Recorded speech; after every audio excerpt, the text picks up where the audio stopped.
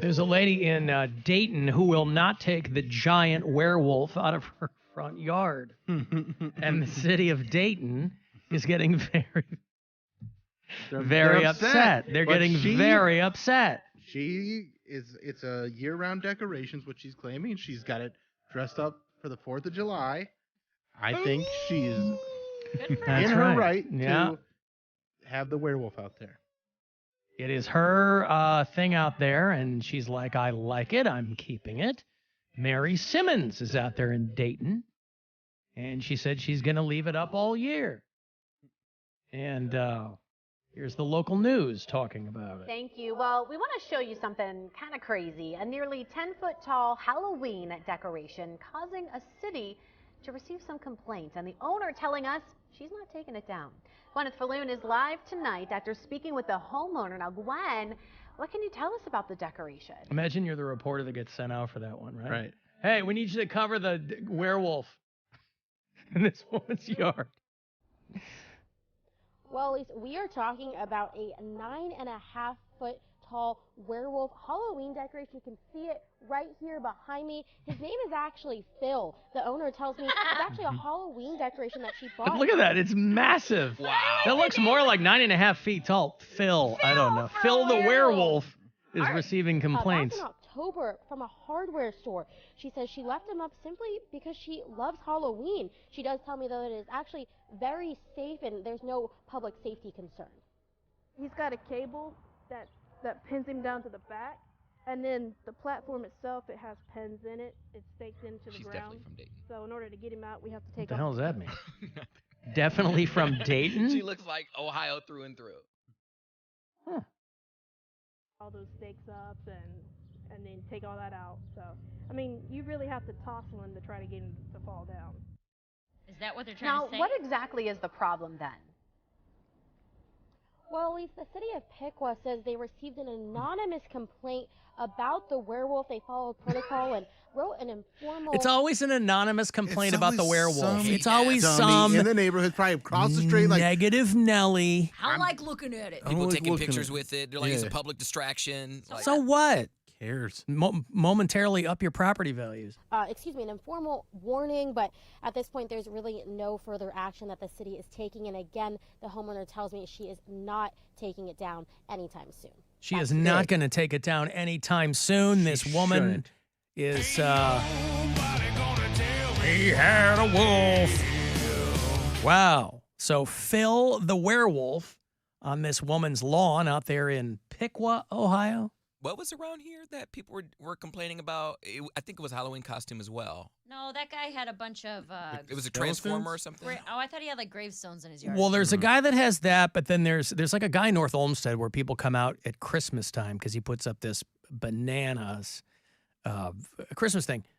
But usually it's because somebody has some ultra realistic murder scene on their front lawn for Halloween, and rather than stop and go, oh, that's a mannequin that this person. People just drive by and then they call the cops. Yeah. There's a dead body on the lawn. Is that what it is, ma'am? Oh, it's a bag of leaves. Oh, I'm sorry. We have a neighbor who has a skeleton in her yard year-round. It's not as big as the werewolf, but she dresses it up. Like right now, it's gardening. It's got a little garden basket with a summer hat, and like she dresses it up for the seasons, you know? That's fun. Well, here, I'll show you. This is Phil the Werewolf's Facebook page here. He's got about 2,500 followers. Meet Phil. He's a nice werewolf that lives in Piqua, Ohio, that fought and won for his rights to stay. George Takei, no less than the great George Takei, tweeted out, "Lichen or not, it's there to stay." Well done, George, you magnificent bastard. Ohio woman fights city to keep giant werewolf statue in her yard. They say you can't fight City Hall, but this woman, Poundcake, derisively referred to as she looks like she's from Dayton, whatever that means. Looks like any other person I've seen anywhere else. I don't want somebody walking by and his head falls off, she said. I try to treat people like I want to be treated, and I wouldn't want that to happen to me. So and this is one of those things, too, where it's probably not a big deal until there's anonymous tip, and then it becomes a big deal. And then you dig your heels in. And you go, well, I like the werewolf in my yard. Yes. And she's gonna leave it up all year. I was gonna say, I think people just need to pick their battles. Like, This is a battle to pick. A giant werewolf in your front yard. I mean, what the hell else is going on in Piqua, Ohio? And that's the problem. Some looky-loo drove by, anonymous tip. Nobody ever goes, yeah, I'm her across-the-street neighbor, and I don't like this. They call. They don't leave their name. It's not like it's Crime Stoppers. It's Wolf Stoppers. Right now, she's got it in an American flag shirt, which you're not supposed to do, really, but werewolves have their own set of rules, right? Werewolves don't abide by our American civics lessons. I think every neighborhood has one house that is always the tackiest house on the street. Like, their lawn looks the worst. Their hedges always need trimmed. Like, they need a roof. They need a paint. They just need stuff. Or they just have, like, tacky decorations. Everyone, I think, has that one house in the neighborhood. So I really don't understand why it's such a big deal. Well, the people in the neighborhood don't necessarily like that kind of stuff. They're like, hey, go mow your lawn. Or hire one of the neighborhood teenagers to do it. Give them $25. Tell them to mow the lawn is the least you can do. By the way, somebody did the legwork for me, Poundcake, and threw me the national statistics on the name Cody. Okay. Just from the demographic standpoint, 13% of Codys in the United States are black. How many is that, though? That could be 13. Well, let's see. So I would be like, damn, I'm still wrong. 3 off. Cody is ranked as the 627th most popular name in the United States. 74,121 Codys in the United States. All right, Mary, you're the math person. Yeah. Give me the numbers again. 74,000. 74,000. 13% of that. 74 times 74. It would be about 96. No! 9,600 Why'd you do that? black Codys in I was this trying. country. Would you have arrived at 9,600? So like If he you said, would've he given said me more than 5 10,000. Well, I'm He said trying to there's move on 10,000, here. so he nailed it. Yeah. Just because you're bad at math. Oh, my phone's not. I did it there in 2 seconds. I got a calculator up here, brother. Yeah, that's right. I did it in 2 Don't seconds. go moving on all fast. I like to move I could have done it. 100 years worth of data from the Social Security Administration. The estimated population of people named Cody over 100 years, 275,000 Codys. That's not very good. Uses a boy's name 98% of the time. So Let's do all our names now. How popular is William? Oh, God. And they have a heat map too, the proportion of people with that name, and it's primarily in the Midwest and Mid-Atlantic states. That's the biggest, most popular name there. Well, okay, William. This is what we're doing. The 7th most popular given name in the United States. About 2.8 million Williams. That's crazy. I never meet anybody named Bill. I never meet any Williams. You never meet any other Bills? Not a lot. All the ladies. The data with my also. name, What? all the ladies with my name are dead. Not you. Not all of them. A lot of them. You're alive. When we went to the cemetery. You should write a book called The Last Mary. Dude, I should. We went to the I cemetery. know one that's younger than you. We went to the cemetery on Father's Day, and the sheer amount of Marys on the headstones was kind of creepy. I was like, dude, Mary's, I'm gonna die. I'm gonna end up as an old person dead. Well, but it's also A, you will, but B, it's kind of it's a name that's always been around. It's the first name. Comes and goes, but Jesus' mother. yeah, right? Yeah. Mary I Lynn think she Christ, was I the believe first was her lady. name. I'm pretty sure Eve was the first woman. No, not in my Bible. The first woman. In my You know Bible, the it's first Mary. made-up characters in the... Yeah. The Social Security data also shows that this is fun. William is used as a boy's name 100% of the time. Interesting. Interesting to note. No. So people wait, who don't know. Billie Eilish is the name William as well? No, she's Billy Pirate or something. Isn't that her name? Billy Pirate. Mm-hmm. So, but just imagine, and 12% of Williams are black. So about the same black Williams as black Codys.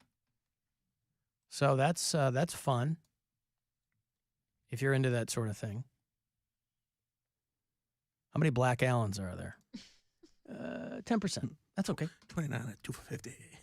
That's okay. Well, that's his last name, though. What's that? Mr. Allen, I was thinking of. Oh, the suit guy or whatever? Yeah, right. People with the name of Allen have a lower likelihood of being Hispanic. Well, that's good to know. I mean, again, I don't trust mirrors, so who knows where I'm coming from. But there's that. So somebody did the legwork for me on that, but thank you. Told you they had time. The audience? Mm-hmm. One of the customers. Yeah, I guess so. I mean, somebody can always, these might be websites that they go to frequently or... Alan, probably not a ton of Mary Lynn Louises running around these days. Just the one and only, baby.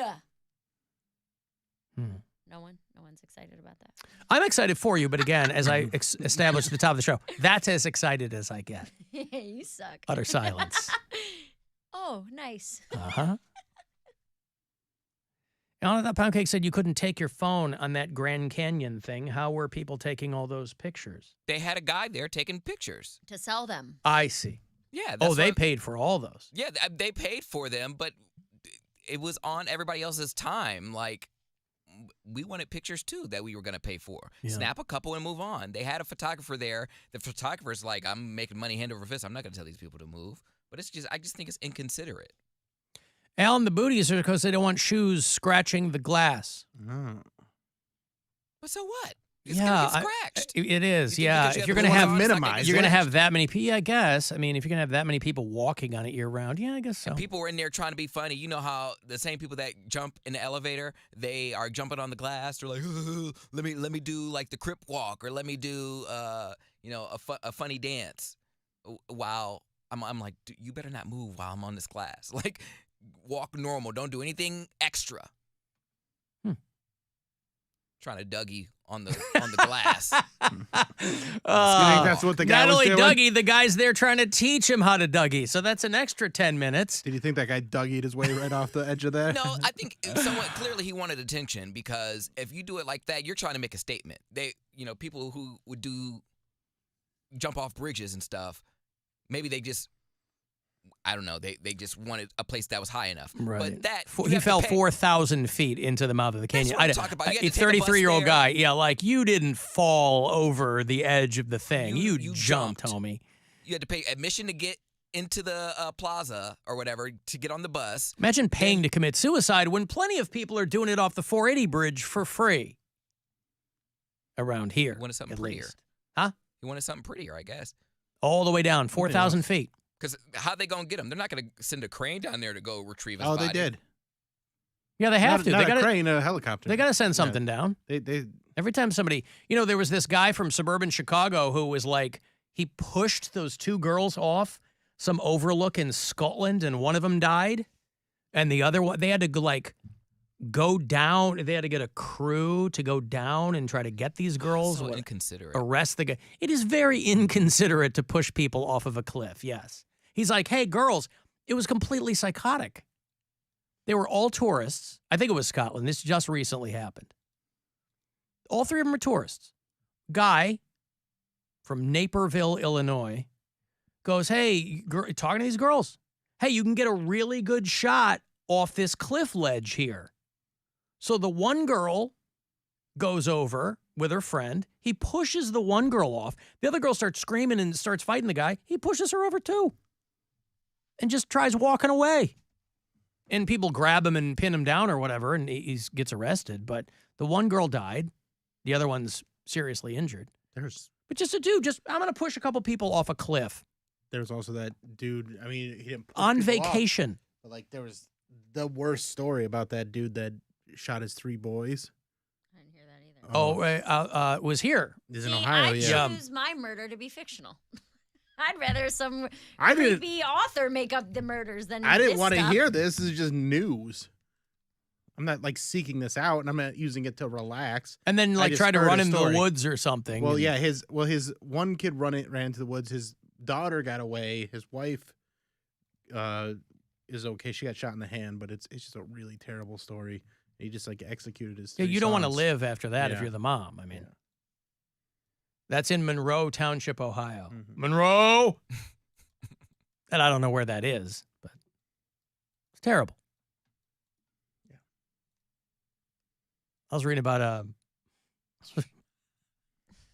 about a monkey torture network that they unveiled. The BBC, British Broadcasting Company, they did this months-long investigation undercover to reveal a worldwide monkey torture network comprised of people that would go online in the deepest recesses of places like 4chan and Reddit and YouTube, by the way, which for people who know where to look, YouTube is getting really, I shouldn't say getting. Yeah. I don't know. I don't spend a lot of time on YouTube, but it's always fascinating to me that people are like, oh, yeah, we found people on these monkey torture YouTube channels. I'm like, we're talking about how these tech companies are using AI to find new ways to sell you crap, and they can't figure out where the monkey torture channels are. I had one of my reels on YouTube. The sound was removed because I said people at the NRA don't care about women. This is what I'm saying, took- like they that took kind of crap, away or the or sound. if you have to spell sex like segs, Yeah. SEGGS, or put asterisks in place of, Yeah. because you can't use salty language, but they're like, well, we've got plenty of monkey torture channels for you to check out on YouTube. Slip through, yeah. Yeah, slip through. So they did this global dragnet and found hundreds of people in the U.S. and the U.K. and elsewhere paying some, I guess it was based out of Indonesia or something, these videos where they would torture and kill baby long-tailed macaques. And you know what that means, right? When you really think about it, monkeys are so close to humans. Yeah, that's what they want. This is what these people are into. Yeah. They're like, I don't want to watch baby humans get killed. I want to see monkeys tortured. Oh, that's so sad, dude. Abused, tortured, and then sometimes killed on film. BBC tracked down people in Indonesia and distributors around the world. One guy who calls himself the Torture King at home in Virginia, where he's surrounded by Trump and Confederate flags, Natch, got caught up in this dragnet. And he's like, you'd go to these pages. I don't know why he's spilling the beans. Maybe they some kind of plea deal or something, but he's a big distributor of these in the United States. You know, He's like, you go to a page and they would have a pole set up. Do you want a hammer involved? Do you want pliers involved? Do you want a Jesus. screwdriver? Like really nasty, awful stuff. I watched all the new episodes of Black Mirror this weekend, and these past 2 stories are way worse than anything they came up with in Black Mirror. And there's some terrible things in Black It's a Mirror. really boring season, by the way. This season of Black Mirror, I enjoyed. it was a few of okay, them. but I was like, why? Half of them weren't like even Black Mirror-y. Not like the other ones, earlier seasons. I know it's been a few years, but I was kind of disappointed. They seem more Twilight Zone-y than, I don't know. They're okay. But Black Mirror, man, was heavy duty for a while. Maybe real life has caught up to Black Mirror. That's Right? that's what I'm saying. I'm like, Things are so much worse things now. are so. They can't come up with crazy Well, enough scenarios. Right. We're so we've seen such wild things because of the pandemic and just the political landscape and just being exposed to it more, that when you go, oh, what if we did this? They go, oh, like that story of the monkey tortures on Yeah. YouTube? Yeah, Like, right. Ah, damn it, we got to come up with a new story now. So Homeland Security is scooping a handful of people up, including Stacey Story, a grandmother in her 40s from Alabama. There's a sentence. Always a great CV, who was known in the community as sadistic.